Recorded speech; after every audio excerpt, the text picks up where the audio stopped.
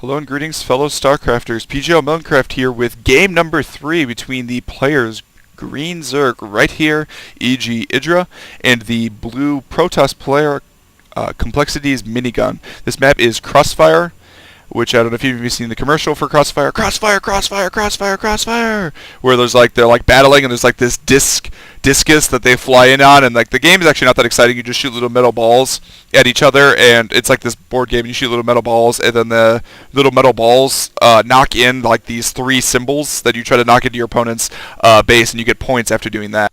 Which I find kind of interesting because this map actually kind of looks like the board, right? Like this long, narrow channels that lead to your opponent's base. So it does actually, it almost looks like it could have been inspired, probably not inspired by the board game, but probably not. We'll see if coL.Minigun does opt. Oh, he does not opt for the Forge Fast Expand. That actually is pretty popular on this map. I have seen a lot of Protoss players doing it. This natural is a little bit big to be able to do it, but I have seen it done, definitely. Very possible to do, but he did opt not to do that in any of the games so far.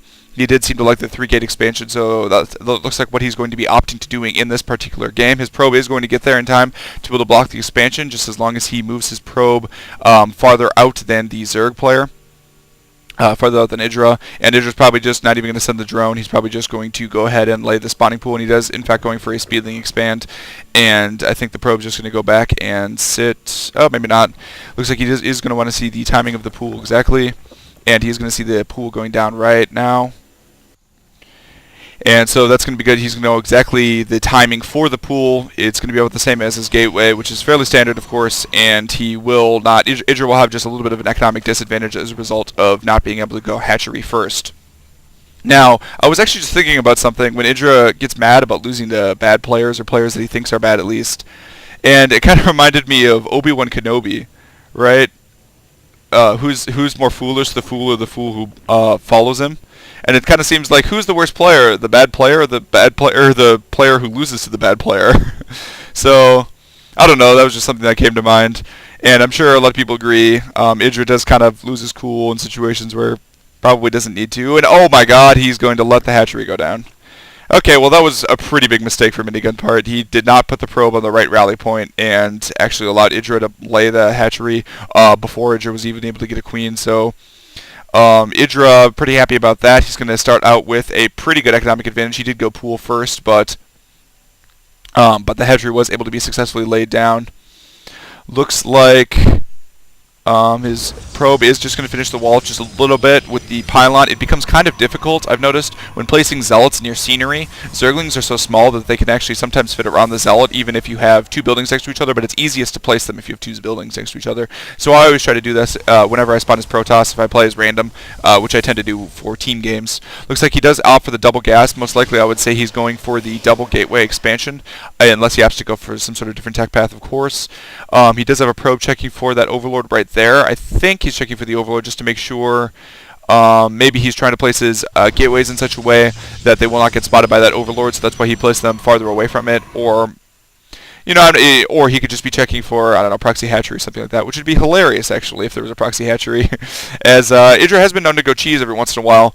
He has been doing it more often. I would say that he's just not as good of a cheeser, though, as other players, so he doesn't, I would say he doesn't like to cheese so often. Much more of a macro-oriented player. We will see the 3 gateway expansion, so we'll see a large amount of sentries. We'll see if he does try to, in fact, pressure Idra with this build, or just gets the gateways up going anyway. So that pylon's kind of a weird placement, actually. Normally you put it one farther down, because it still blocks the ramp from that angle, and it just gives you a little bit more of a defensive posture there, and it's easier to build a wall. I don't know, maybe he's going to put a 3x3 building there, or something like that, like a forge. Very possible. And certainly it's probably not going to affect the match too much, unless there's some sort of like weird bandling bust or something, which would be very hilarious if that actually did end up mattering in this game. 3rd gateway is just finishing now. Looks like he's actually opting not to get any sentries. Oh, he's waiting for warp gate to finish, as the sentries are pretty close to finished. He does only have 2 sentries and 1 zealot, but there are actually 6 zerglings, so the zerglings will be able to take out that zealot right there. Yeah, he does actually. Wow, he's actually able to deal a decent amount of damage, I think. Minigun needs to be very careful with these sentries. He cannot lose these sentries to any sort of engagement here. He is able to take out a couple of Zerglings. Oh, nice force field. Able to save the probe. Very well done, Minigun. Just as I was deriding him in previous games for his macro play. That was a very nice macro play. It looks like these 5 sentries will be able to deal with these Zerglings very well.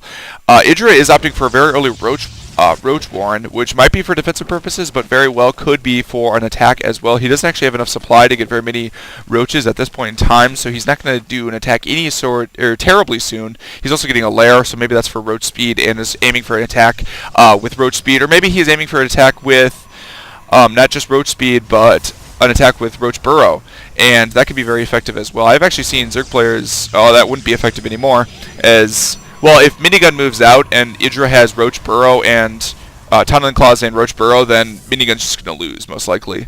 But, because he's not going to have robotics facility in time. But if he doesn't move out, the Photon Cannon will in fact protect him from those Roaches, as he will be able to spot them underground. EGIdra is keeping his 3 Zerglings there, wants to keep an eye on exactly what Minigun is up to. He actually hasn't spotted the cannon quite yet.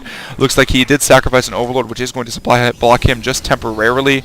Looks like Minigun has gotten up to 4 gateways and actually doing a pretty good job macroing in this game, at least at this point in time, as there haven't been any engagements yet. It looks like EGIdra is opting for, he has not gotten missile attack level 1, but he is opting for Roach Speed and a number of Roaches. That's going to be very effective, and is taking a 3rd as well. Not a super fast 3rd, but he is not... It is pretty fast, I would say. Zerg players normally taking their 3rd maybe 10 minutes or so.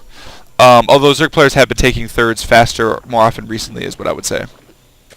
Looks like this probe is going to spot the 3rd, though, so he's going to know the exact timing of that, and he's going to try to move out with these sentries and these zealots in order to be able to deal with that. Roaches, though, are going to deal very well with this army. There are very few stalkers in this army, which is the natural counter to it, and in fact he's not even taking out the Zergling on the watchtower, which would be important in terms of spotting, and this is not the attack angle he's going to want to take, actually, because there is not only creep here, but there are 2 spine crawlers ready to defend. He should actually just be aiming for the 3rd. Maybe he's afraid of a counterattack. It's very possible. Looks like he's just going to walk past, actually, though. Oh, and he hit a pylon there. That was a very nice move on his part. Able to snipe a zealot right away there, and going to engage as well. Looks like the sentries are going to do a pretty good job with the force fields there, and actually able to deal a lot of damage to those Roaches as a result of the force fields. The zealots are able to engage the Roaches and not be kited by them, but as soon as the sentries run out of energy, which actually they do have a lot of banked energy right now, so he's handling this combat pretty well so far. Some nice force fields there, able to trap a couple of Roaches. Looks like the Roaches were trying to snipe a couple of sentries, always important for the Zerg player to do in these sorts of situations. As not the best force fields there, not quite able to trap that Roach, but as soon as those force fields wear out, those Roaches will be able to move up. He's going to take out the pylon right away, and then probably be able to move up. If he moves up the ramp, though, he could lose a lot of Roaches, but that is a lot of Roaches on his part, and actually he's way ahead in supply right now, and Minigun, oh, it looks like Burrow is in fact completed, so Minigun will no longer be able to engage these Roaches. They did not get Tunneling Claws, so they cannot just like burrow underneath the army and just destroy it entirely, but they can burrow, they can regenerate their health pretty quickly. I missed it, but this expansion was in fact locked down by EGIdra, or not by EGIdra, sorry, by Complexity's Minigun. That was a very nice job, and then there was a very good force fields here at the small choke point, so he should be able to get away just fine.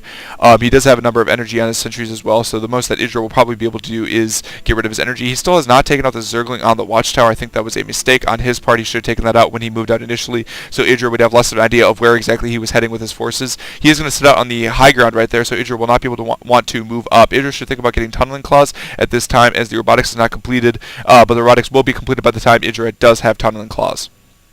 Looks like these Roaches are going to move around. They're using the vision of the watchtower to know exactly where Complexity's forces are. Complexity actually proving why these watchtowers are so incredibly important, as EGIdra will now be able to outflank this army. He will be able to take out this probe, which will spot the Roaches. The forces are going to swing around here, but EGIdra has a lot of Roaches. It's going to be a very difficult engagement for Minigun, but this is a fairly bad angle because of the nice wall off from Minigun.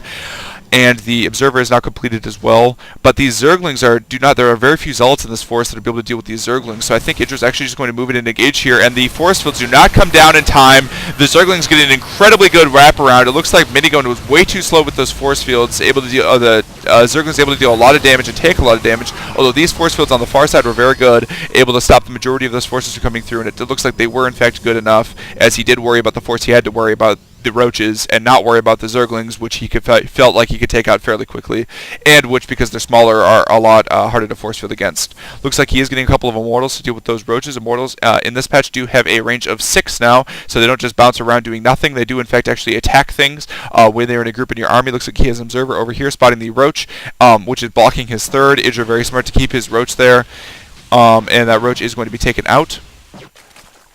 Idra is now switching into Mutalisks. It looks like he has 4 Mutalisks on the way in addition to the 6 currently, so he's going to have 10 Mutalisks. That's a pretty potent force, considering that Minigun does not in fact have Blink or even a Twilight Council, I don't think.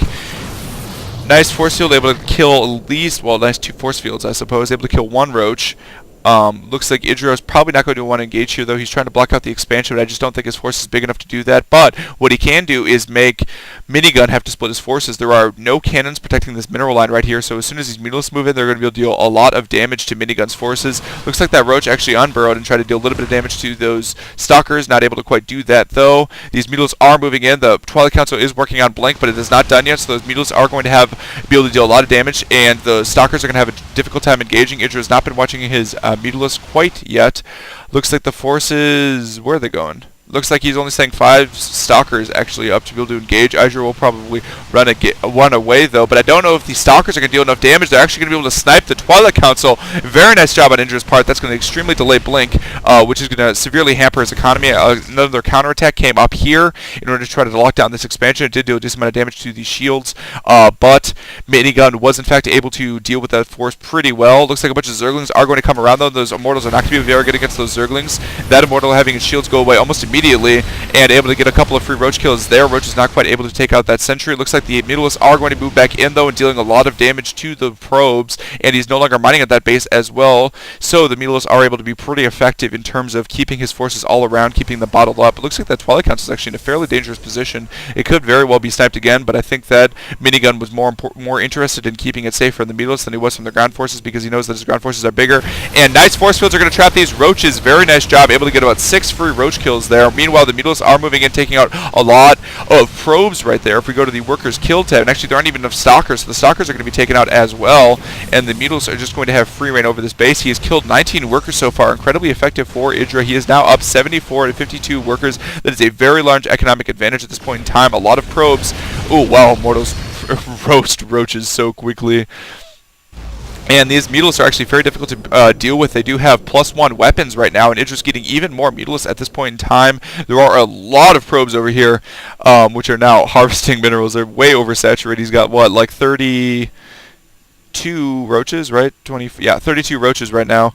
Very effective. It looks like these Mutalisks will be able to just steamroll right through these Stalkers. Stalkers are going to run away as Blink is not completed.